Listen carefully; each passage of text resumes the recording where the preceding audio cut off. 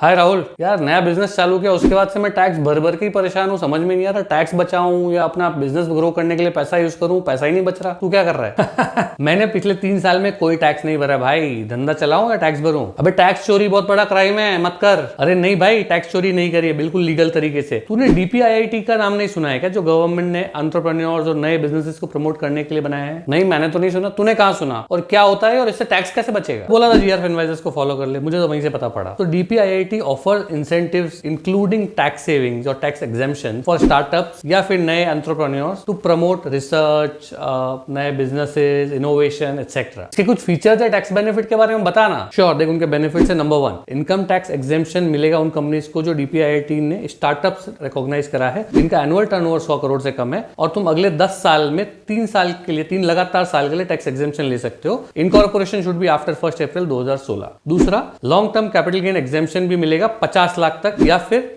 amount invested in the startup whichever is lower. Number 3, tax exemption on investment is available to any individual, HUF or private company only. Tax holiday export oriented units के लिए 5 साल है, starting from the year of their commencement of production. Number 5, custom duty exemption भी मिलेगा for both indigenous and imported machines and equipment. और number 5, carry forward of losses अगले 8 साल के लिए कर सकते हो तुम against future profits. Wow, awesome bro. So इसमें मेरा बहुत टैक्स बचेगा और मेरे बिजनेस ग्रो करने के लिए बहुत फायदा होगा। मैं अभी जाकर DPIIT में रजिस्टर करवाता हूं। और आप लोग किसका वेट कर रहे हैं? इमीडिएटली GR एडवाइजर्स को फॉलो करिए और ऐसी अच्छी अच्छी अपडेट्स आपको बहुत रेगुलरली मिलती रहेगी।